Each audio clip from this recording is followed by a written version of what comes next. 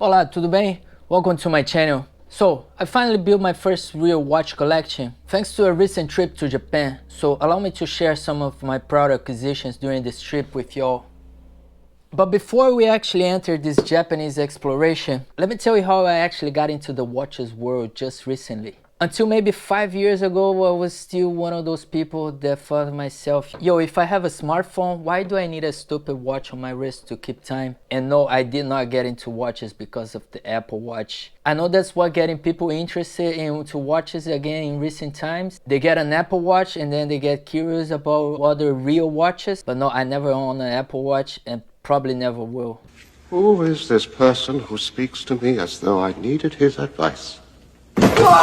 I actually got into watches because of surfing, which takes me back to 2020, right around the pandemic. The thing is, I would go surfing right before work, so I needed a watch on my wrist to keep time. And no, I also didn't get one of those cool Ripco watches. Instead, I looked up the cheapest water resist, and without knowing about it, I ended up getting the ultimate classic, the watch that I'm wearing right now, the Casio F91W. One detail here that I had no idea about it is that there is a big difference between water resist and waterproof. Water resist, which is the case of this little guy here, is only for light exposure of water, like washing your hands or dancing in the rain. Waterproof, which was what I needed, is the next level for diving, for surfing and more. But hey, I use it for surfing so many times throughout this year. It's still using and it's still strong. That only proves how great of a brand is Casio. Huh? So yeah, I like this little guy so much that I started using on a daily basis for work, for everything. So I thought to myself, well, might as well step up a little bit. So I went for my next watch, which is the Casio A158W. Another classic that suited me perfect. It's super light and it feels like I'm wearing nothing. I got obsessed with having to wear a watch to the point that if I left the house and forgot to put it on, which happened a lot in the beginning,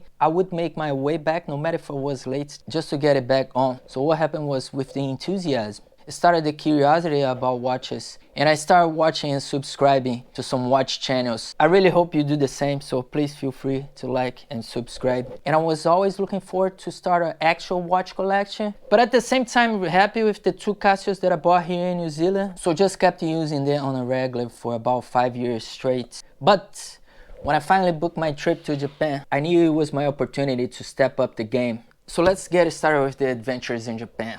So Tokyo was my first city and I arrived, let's say, 5 p.m. in Shinjuku, which is already a great starting point. Dropped my bags in the hotel and 1 hour later, I already had this bad boy with me. None other than the most prestigious Japanese watchmaking brand. This is the Seiko 5 Sports SNXS series. So I already had done my homework and I knew what I wanted and even from where I wanted. I went to the famous big camera store and the only doubts I had was about the color of the dial, black or white. I tried them both on and went for the black dial. Great starter, my first automatic. I love this watch, it's my everyday watch. So continuing in Tokyo, which I spent maybe about 5 days, because of course so many places to visit, and of course I went to the famous Nakano Broadway, which is a must destination if you like watches. My next watch I actually bought in another notorious destination for watch enthusiasts. Mizutani Camera Shop on Ueno, which of course I learned about because of all those watch expert channels. Really busy shop because of the location, but definitely worth the visits. And once I was there, the watch that caught my eye was this little guy right here. Mainly because of the strap. In case you couldn't tell, yeah, I am Brazilian, so big love for the colors. But then I look at the watch and it has no real logo. It only says Coca-Cola. And I mean, if you understand the minimum about watches, you know you shouldn't trust any of those clothing brands that make watches, and neither Coca-Cola. So the actual owner was there and he was super mindful and told me this watch was made by Citizen, which of course I trust him with no problem. First, because we are in Japan, and second, because this is a really renewed store, like I said. If I was in Brazil, for example, I'll definitely have second thoughts. So yeah, I actually had no intentions to buy a watch like this, but the price was super easy. And I actually started thinking, I'm on this really intense trip. I had my skateboard with me, which I carry everywhere, and I don't want to ruin my brand new Seiko. So I got this cheap vintage watch, but still high quality, to actually use daily throughout the rest of the trip. A great fun watch for more intense activities like playing football, go skating. And plus this year is the World Cup, so I'll definitely be rocking those to watch the Brazil games.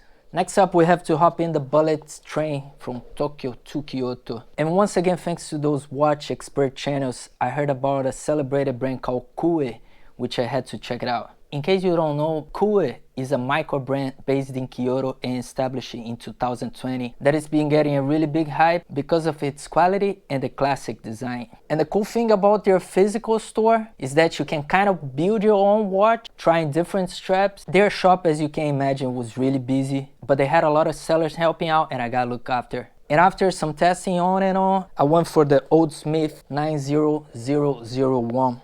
I picked this fancy strap here that you don't see very often, but I also picked a black leather strap, super easy to change it on. With the black leather strap makes a perfect dress watch, and with this other strap, something more smart casual, a great watch that you can only find in Japan.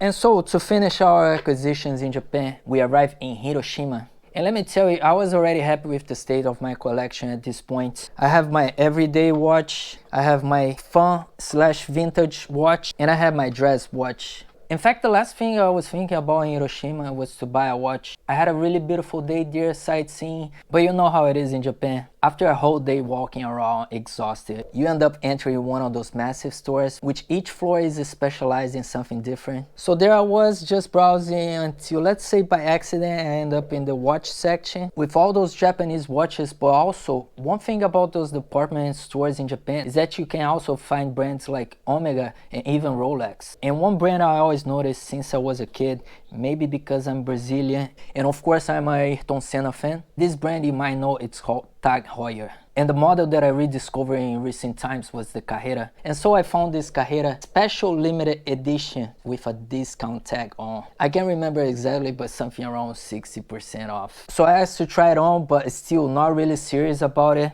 I had already spent way too much money, not only in watches, and yes, it is true that things in Japan are kind of cheap, but the problem is that you want to buy everything. And what I did was the classic, let me take a picture of it on my wrist, go walk and have a think about it. But of course I went back, and I'm really glad I did. My first Swiss watch and on an unbeatable price. This is a watch for only special occasions. So that was it for my watch hunting in Japan and building my real collection. I hope you all enjoy. Let me know in the comments which was your favorite watch. And make sure to leave some thumbs up and subscribe for more.